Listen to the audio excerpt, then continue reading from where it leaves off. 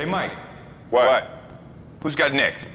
What's good, y'all? It's your man Hezo, and welcome back to the Blacktop, where I always got next, you feel me? So my Hawks are not playing tonight, so I got a great opportunity to check out some other games, check in on some other teams that I have not got a chance to watch yet this season.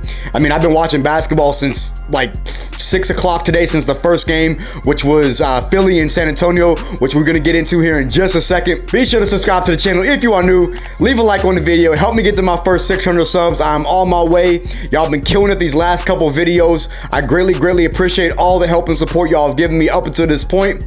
And let's get right into it. So I'm pretty much going to be going through the entire slate of games tonight, and I didn't get a chance to watch every single game. I only have 2 eyes, but I did tune into a pretty good amount of them, even if it was just for a couple minutes here and there. I did watch most of the Philly, Philly San Antonio game, the Miami and Toronto game, and the Dallas and Mavericks game. I had 2 games on at once for most of the night on my phone and on my TV. So I was doing the best that I can to watch as many games as I can, but it is kind of tough to get it all in at once. So starting out, man, the first game of the night, the 6 o'clock game, which was the early game between San Antonio and the Sixers. And I'm gonna be honest with you, man, the Sixers look horrible.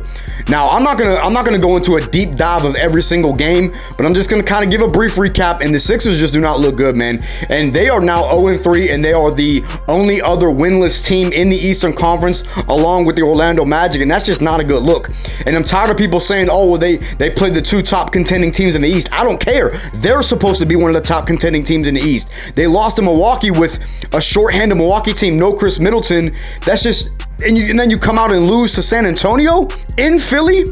Unacceptable. Joel Embiid had a huge bounce back game, ended up getting 40. It didn't matter. Devin Vassell goes off for 20 points in the first half. Unacceptable, man. Philly, they're not playing defense. Their bench is still hot garbage. I've mentioned that already. And the Sixers just do not look good.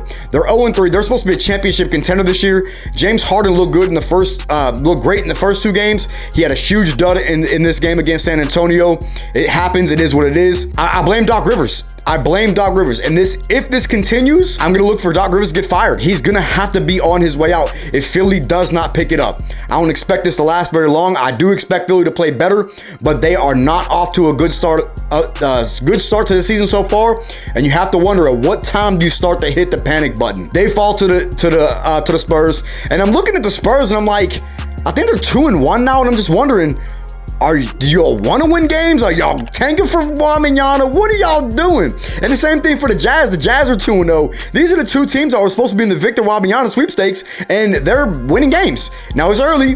That could change, but it's just odd to see 2 bottom-of-the-barrel teams playing significantly well when such a high draft prospect of Victor Wembanyama. I don't know. I'm not going to go too much more into that game. Let's move on. So next 2 games on the agenda were the Indiana Pacers and Detroit Pistons. I did catch up until halftime of that game. I was trying my best to switch back and forth between that game and the Magic and Celtics game. And I caught bits and pieces of both. I tried to get the first half of both of these games, at least, while I'm also watching the Philly and San Antonio game. And it was a pretty close game for the most part for the Pacers and Pistons. The Pistons were actually in control for most of the first half, but actually the Pacers ended up winning the game behind Benedict Mathurin's 27 points off the bench. And I'm assuming that most of that came in the second half, because he didn't really do too much in the first half when I was watching. I think he had a couple shots, but most of that came in the second half. Shout out to Benedict Mathurin, man. He had an excellent game, 27 and 7 to finish off the game. The Pacers get their first win of the season. Now, the Boston and Magic game, this was a pretty tight game the entire game. Jason Tatum went off for 40. Derek White had an excellent game. Jaylen Brown struggled significantly. I think he shot 4 for 18 from the field. But Jason Tatum carried, man. He has been on a roll to start out the season. The Celtics are now 3-0, still undefeated. The Magic fall to 0-3. They are now the other 0-3 team in the Eastern Conference. Banchero kind of struggled again. He did not shoot the ball well to this game. That's 2 nights in a row now. He has struggled to shoot. Again, this kid's a stud. I'm not worried. He's going to get it going. When you actually watch Banchero's game, he is so polished. He does not look like he's 19 years old. He's going to have an excellent career. He's going to start to get going here eventually. He dominated the first game, but the last couple games he's kind of struggled. He's going to start to get going here soon. The Celtics get the dub. They're now 3-0. Now, one of the games that I did catch pretty much most of the game of was the Toronto and Miami game. Miami gets their first win of the season after falling to 0-2. They beat Toronto in a game which Scotty Barnes got hurt, and that's the biggest thing from this game is how significant is that injury going to be. He comes down, I think, on his foot or his ankle and left the game after I think he shot his free throw, left the game after that, went back to the locker room and did not return. I did not hear a report on what the report is on that. Who knows if it's significant? I sure hope not. I like Scotty Barnes. But needless to say, the Heat pull out the victory after dominating the game for the most part. They controlled most of the game up until the third quarter when Toronto went on a huge run. In the midst of that Caleb Martin and Koloko scuffle that they had, Toronto was in the middle of a run. They continued that run up until the fourth quarter. They brought it close, but they could just never take control and really climb fully back into the game. They were getting down as much as 6, but they couldn't really get any higher than that. I think they ended up losing by 3. Jimmy Butler had a pretty solid outing. I think he only shot 7 for 16 or so, but he did have like 22, 24 points. He was doing the usual Jimmy Butler stuff.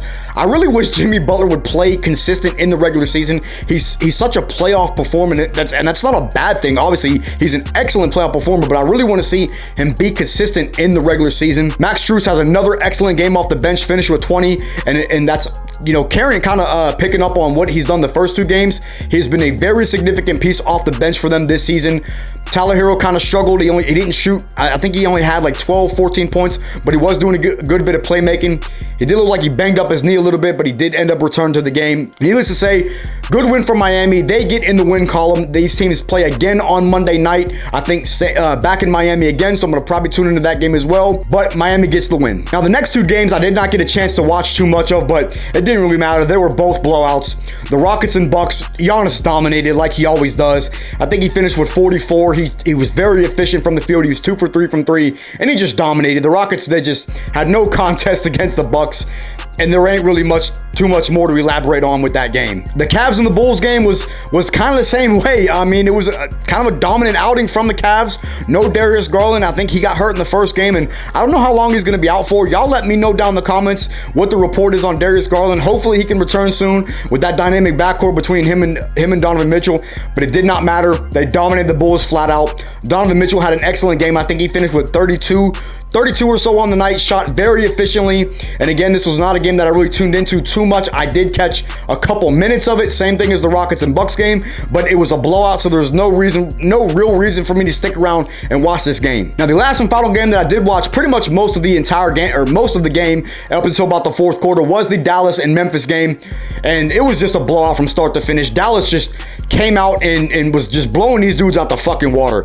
LUKA went straight God mode in the first quarter, ended up finishing with 21 in the quarter, and then even just in the second half, he didn't even do much scoring, but he was doing so much playmaking and everything. Ja coming off that huge 49-point game performance, did not really do too much. He did finish with 20 in a pretty efficient game, but it didn't really matter because it wasn't a game. It wasn't a game at all. But I really was kind of disappointed to see Ja be more aggressive. He wasn't really that aggressive. I mean, maybe I wouldn't say that, but he didn't do enough. I thought that he would have came out and done more and looked to be more aggressive scoring. He didn't do that. I think he only took 12 shots in 30 minutes, which is not like Ja.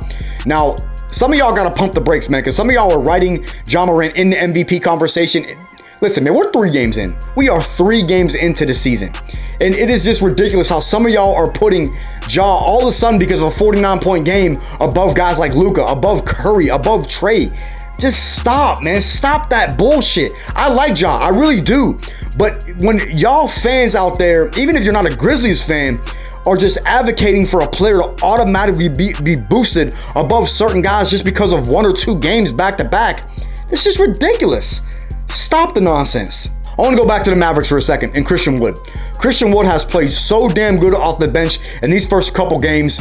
And I really like him in the role off the bench, and shout out to Jason Kidd for that, because that kind of gives them a guy to play through once Luka's not in the game, because then Dinwiddie comes back into the game, kind of controls the offense. You play through Christian Wood. This Mavericks team, man, I know they lost the first game of the season, but they are now 1-1 in a game that LUKA pretty much dominated the entire game and finished with 32. The Mavericks, I like what they're doing. I like the style of play. Now, granted, the Grizzlies were shorthanded. They were missing Jaren Jackson. They were missing Dylan Brooks. They were missing, I think, Zaire Williams as well. But no excuse to get beat by almost I think by like 40. No excuse, man. There's no excuse for that. When you have a superstar player like Ja Morant, you should not be losing by 40, and that's that. But pretty much leave it there, man. That is pretty much the entire slate of NBA games. Now the Clippers and Kings game is on as I'm recording this. It actually is playing right behind me. I don't think y'all can see that, so I'm gonna be tuning into that for the rest of the night after I get done recording this video.